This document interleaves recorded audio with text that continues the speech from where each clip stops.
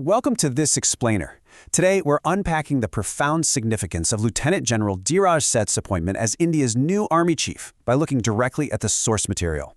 Now, whenever a nation changes its top military leadership, you know the entire geopolitical landscape takes notice. But consider the sheer, staggering scale of this role for a second.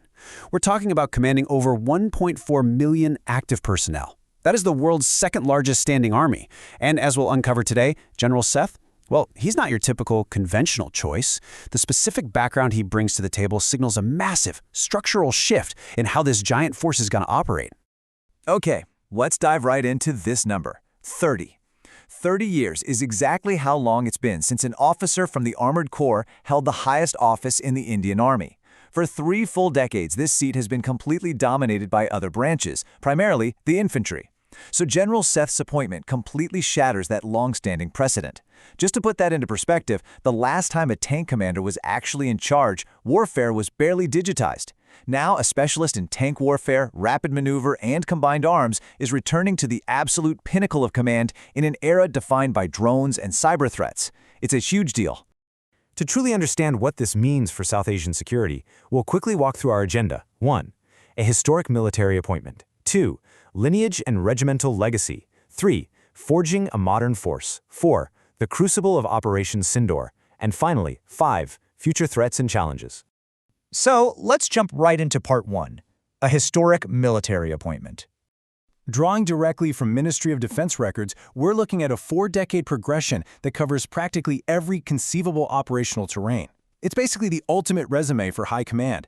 He was commissioned into the Armored Corps, the absolute tip of the spear in mechanized warfare, way back in December 1986. Fast forward a bit to 1995, and he's operating in a completely shattered Angola on a highly complex UN peacekeeping mission, picking up crucial multinational experience. By 2021, he's commanding the premier 21st Strike Corps. And now, taking over in June 2026, he officially becomes the 31st Army Chief.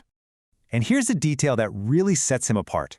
Commanding even one operational command along the highly volatile Western Front is widely considered a career peak for any officer. But commanding 2, leading both the Southern Command and the Southwestern Command, gives an officer almost unprecedented mastery of the terrain and the surrounding threat matrix.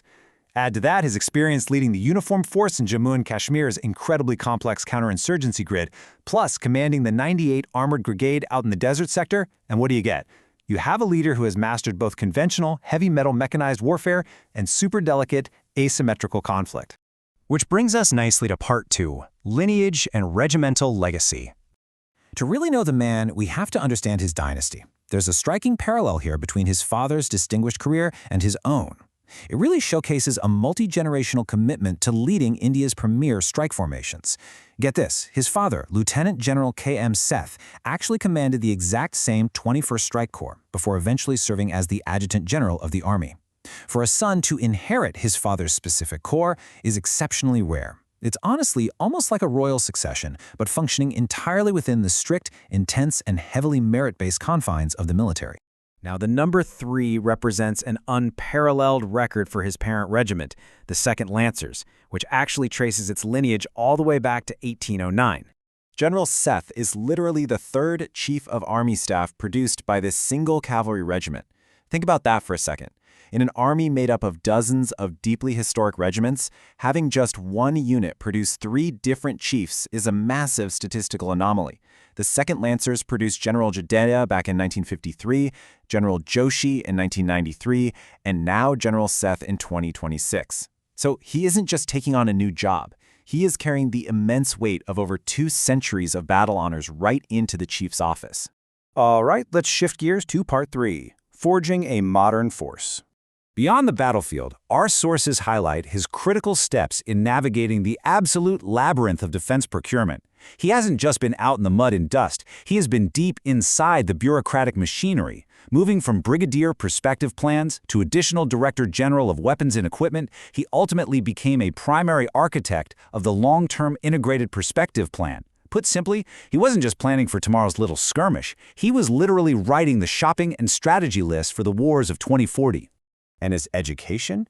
It's totally global. Sure, he was named the best all-round officer at the Defense Services Staff College in India, but he also studied in Paris and the United States. French rapid maneuver doctrine, and American defense acquisition are basically the global gold standards for any modernizing army. By learning from a French military famous for its combined arms approach, and then studying the massive business of defense acquisition in the US, he brings this rare trilateral perspective on how to efficiently integrate emerging tech. All of which leads us directly to Part 4, the crucible of Operation Sindoor. All of that tactical and strategic theory we just talked about was put to the absolute ultimate test in May 2025. Following a devastating terror attack in Pahalgam on April 22nd, the military responded aggressively on the night of May 6th and 7th with the Operation Sindoor strikes. It's honestly hard to overstate the extreme tension of those 18 days. This was a rapidly escalating, nuclear-armed standoff. It required immense strategic nerve and lightning-fast coordination before a U.S.-brokered ceasefire finally paused the conflict on May 10th. The operation marked a huge doctrinal shift involving integrated multi-domain warfare. It was absolutely not a standard localized skirmish. We're talking precision missile strikes, heavy artillery, large-scale drone warfare, and most importantly, tri-service integration. Look, historically, armies, navies, and air forces are notoriously bad at sharing their toys, right? Coordinating their distinct capabilities into a single synchronized punch is a massive logistical triumph. It totally validated the modernization principles General Seth had been advocating for years. Now, when studying these events, it is absolutely vital to examine the source material impartially. We have to look at both sides. The Indian perspective outlines a highly successful coordinated strike on 9 specific terrorist infrastructure targets. But in stark contrast, the Pakistani perspective views this as a heavy, unprovoked escalation and includes unverified claims regarding the loss of Indian Air Force Rafale jets to their J-10C fighters. Presenting both contrasting accounts directly highlights the fog of war and the intensely polarized, volatile reality that the new army chief has to manage every single day. Following those intense operations, his medal progression perfectly mirrors his trajectory, moving from administrative excellence right into recognized combat leadership. He earned the Ati Vishist Seva Medal for distinguished service, and the Param Vishist Seva Medal, which is the absolute highest peacetime decoration. But crucially, he was awarded the Uttam Yudh Seva Medal. Yudh Seva directly translates to wartime service, marking his specific high-stakes operational command during the fires of Operation Sindoor. This brings us to the horizon and Part 5, future threats and challenges. Our sources lay out 4 absolute mammoth institutional hurdles for the incoming chief. First up, theater command restructuring.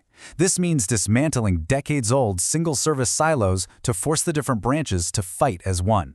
Second, the two-front war threat. He has to manage simultaneous active border tensions with China and Ladakh and Pakistan along the LOC. Third, Atman-Nirbhar Bharat.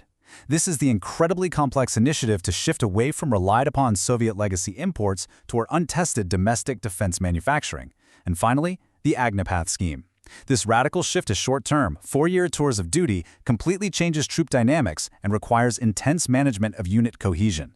And as geopolitical analysts point out, he has to pull all of this off while shifting the military's focus to entirely new domains of warfare. It's no longer just about tanks in the desert. As the quote goes, the future battlefield is not just land, air, and sea, it is cyber, space, and the electromagnetic spectrum. The tank commander of yesterday literally has to become the digital battlefield architect of tomorrow. So, as we wrap up this explainer, we are left with one critical, defining question. How will an officer molded by deep tradition, yet entirely obsessed with the future, navigate the most dangerous geopolitical landscape India has faced in decades? General Dheeraj Seth brings the heavy armor of his corps, the immense legacy of his regiment, and his own modernization blueprints right into the chief's office. How he wields that extraordinary power is going to reshape South Asian security for sure, and it's something the entire world will be watching closely. Thank you so much for joining me to explore the source material on this fascinating transition. Keep questioning, keep learning, and I'll see you in the next explainer.